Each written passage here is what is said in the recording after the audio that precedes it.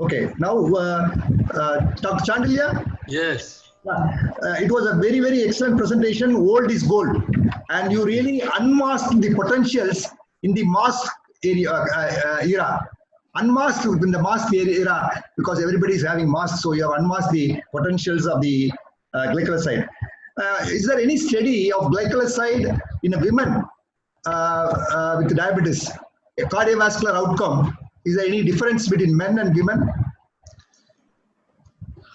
I have not seen this analysis between the sexes. Was there any difference? Most probably not. Otherwise, it would have been reported in this advanced study. But I think they probably should be similar. But still, we have to see minutely the difference between two sexes. I don't think that has been reported in the paper, but it probably no difference. Yeah, probably no. Because you normally we say sulfonylurea in women, the cardiovascular outcome is not that good. I mean, compared to men. That's why I asked that question. The older sulfonylureas, it is correct because, but we hardly use them now. So I think we have to relook at sulfonylureas and accept these newer ones and use them because of obvious considerations which I brought out. Especially the cost part. Cost part. This is the more effective. If you even see lowering per rupee or per 100 rupee, if you see what sulfonylurea does, you see no other drug does. No other drug. Well, you very well described about the uses and especially the extra pancreatic effect of the drug anti-thrombotic and antioxidant. And it reduces all-cause mortality and cardiac mortality. And one more question. Now day before yesterday, we saw an article. Metformin reduces the cardiovascular benefits of SGLT. So, is there any such thing with sulfonylurea and the SGLT? I think in the background therapy in many of these SGLT2 inhibitor trials, the background therapy has included sulfonylureas, you see, on both sides. Most of the time, fortunately, this was equalized between the control group and the treatment group. So I don't think it has shown any difference, whether without sulfonylurea, there is no harm where without sulfonylurea, these drugs were given. The background therapy, the standard therapy was on in all these people who were recruited for these studies. And only the investigator did is equalize two arms of the study so that data are interpretable. So I think without sulfonylurea at the background, I don't think there is any data really doing that exclusively or as one of the primary endpoint. Okay. I'll go to the audience because there are some questions. Naresh Kumar has asked a question. Is there any cutoff level of serum creatinine up to which we can use glycoside? See, serum creatinine, we go by eGFR now because more or less each creatinine value should be reported with eGFR. And eGFR up to 30, it is prescribed to be all right.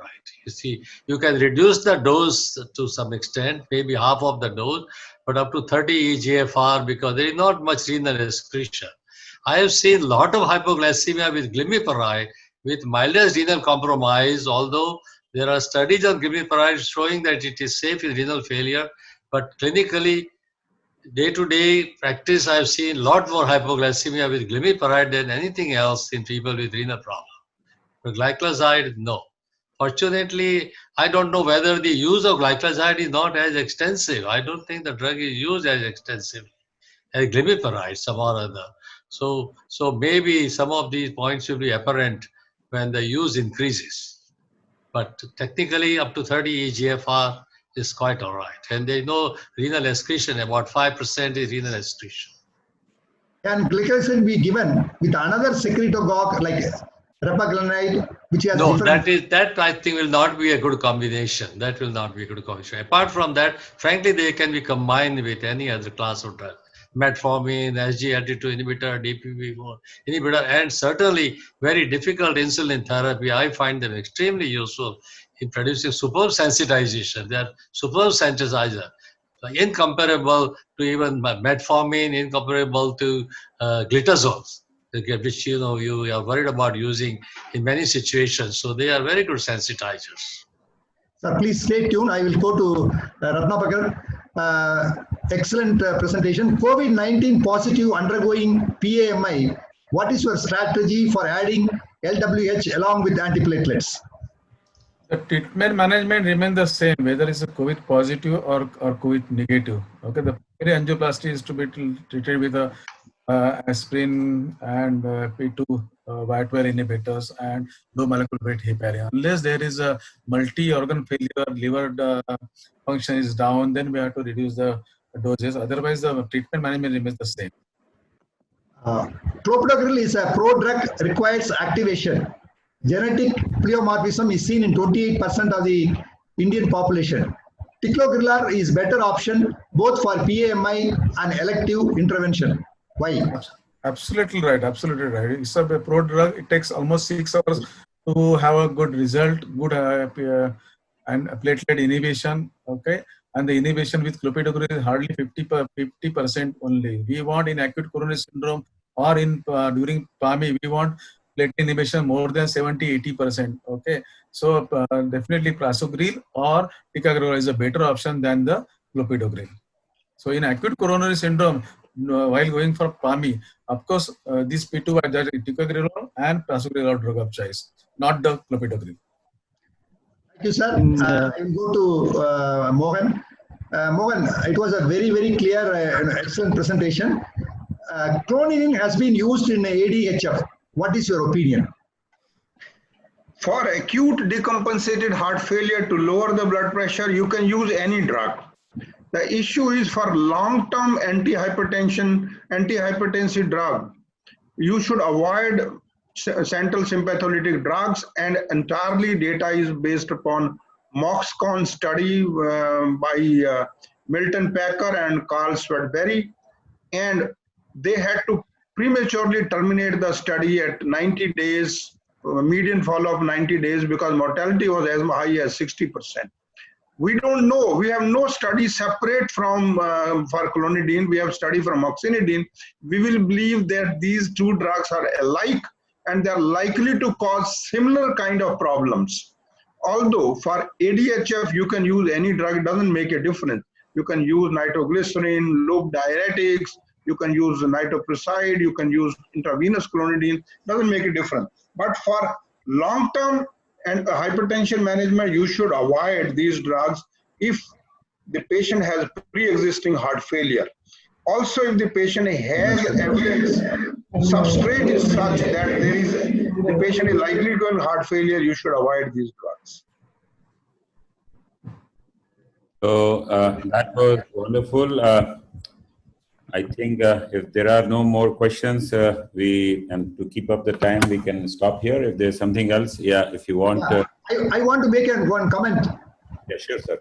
Yeah, see now Kanna, you are doing excellent work and excellent education for the physicians. My suggestion is we don't have any hypertension specialists or hypertensionologists. We get so many diabetologists. So I think you must take up this subject of making hypertension specialists, hypertension clinics. We should have Institute of Hypertension, where you can have subspecialty like a cardiology, then nephrology, endocrinology also be there, part of it. So hypertension being the third pillar, I think you should promote hypertension specialists and hypertension clinic. This is my ambition and aim. So I want to request you, kindly whenever you do this, have a hypertension fellowship course and then hypertension institute and then hypertensionologists all over the India. Because hypertension mortality is much more than the diabetes mortality, but we see everywhere diabetologists, but I can't see any hypertensionologists or hypertension specialists. So this is my request, kindly add your curriculum. Mohan will agree with me because we are all interested in making a lot of hypertension specialists, because that is the key to control the economic burden as well as the mortality in the country. Thank you very much. Yeah, Dr. Khanna, I have a small comment to make. I'm Dr. Sudhir Verma here. Yes, sir. Please go on. This is for Dr. Chandalia. Sir, do you believe in the legacy effect of sulfonylureas, especially glycoside? And is it evident in cardiovascular issues or in nephrology issues? mainly it pertains to which issues? In the studies, PDS and advanced, and in Steno-2, we have seen a 20-year effect, wherein these drugs have proven to be much beneficial as compared to many other drugs. So, do you believe in this particular issue, sir? Yeah, I think the legacy effect was seen in the kidney benefits. The clear effect was while the study was on, it was around 60%, and after 5 years of discontinuation of study, same people followed up, the effect was seen continued up to 40%, roughly about 43%. So it was primarily seen in kidney. Overall, the magnitude of effect, I must also say, for even SGLT2 inhibitors, as well as this glycoside molecule also, is for the kidney a lot more than for the heart. The primary MACE has not been impressive with any of these. The 14, 15%, 60% in all the CVOT trials. So the primary MACE is not as impressive, but the renal and effect on the heart failure, of course, not in case of glycoside, it has not been seen.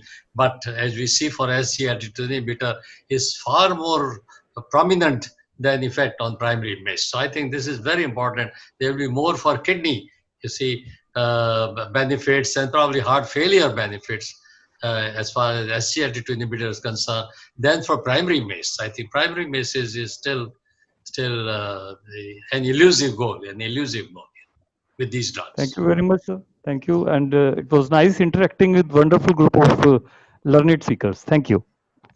Thank you very much, Dr. Thank you. Chandan. It's been an Thank you, honor everybody. here. Thank And you. Thank Thank you. you, Dr. Mohan, Dr. Ratna Barki, Dr. Verma,